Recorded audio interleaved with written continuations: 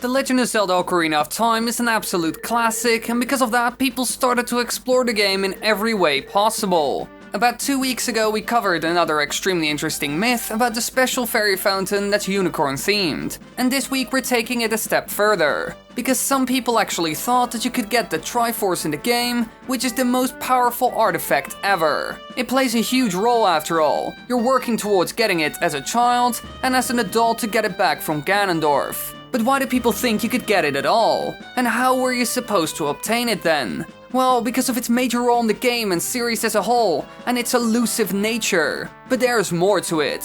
One big reason for people to start looking for it is a certain design flaw in the game. When you become an adult, you get one main task: to collect medallions to awaken and power up the sages that will help you defeat Ganon. Link obtains each of them by awakening a new sage, whose powers are symbolically added to those of the young hero. Each medallion bears the emblem and color of its respective element, and has the Triforce emblazed on its back. Now on the quest status screen, there's a picture of the Triforce in the middle of all the spiritual medallions. Because of that one detail, people thought you could collect it somehow in the game. But of course, it was fake. The official Zelda website even explained it. They said the Triforce is an important element of the game's plot, but it's not an item that Link can obtain. This picture is for decoration only and cannot be filled in with the Triforce. So that's how this whole rumor was created and eventually debunked by Nintendo themselves. But how were you supposed to obtain the legendary artifact then?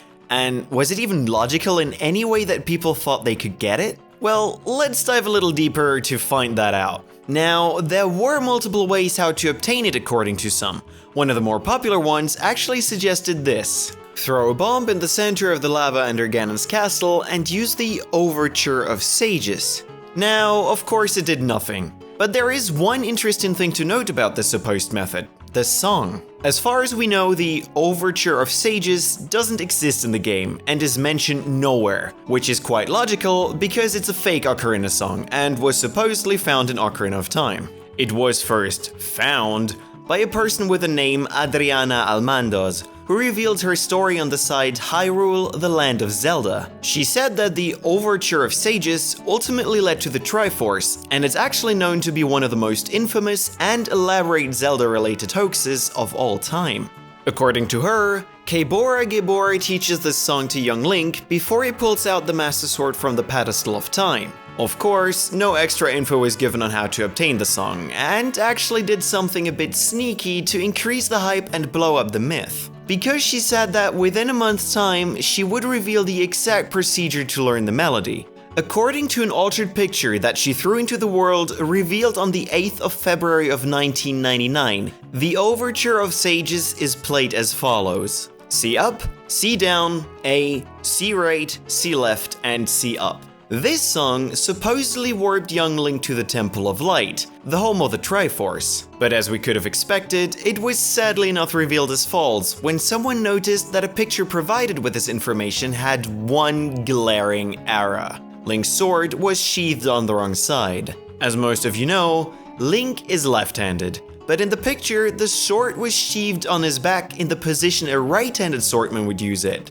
This was her one major mistake. And on the glorious date of March 11th, 1999, Almandoz emailed the webmaster of Hyrule, the Land of Zelda, and confirmed the song to be a hoax, claiming that she put in the obvious error to show how silly some people can be. Or she just forgot about it and didn't want to look silly herself, and therefore lays it at our feet. But is she still right in a sense? Are the people that thought this was really a thing silly? Well, we would say no. The reason why is actually not seen in Ocarina of Time, but the Zelda games that came before. In the previous main console game, A Link to the Past, Link and Ganon face off, and through the power of the Silver Arrows and Master Sword, Link wins. However, something else also happens after that. He recovers the Triforce, and by making a wish, reverts the effects of Ganon's evil reign over Hyrule, and restores the land to its former glory. So you sort of get the Triforce in this game at the very end. But still,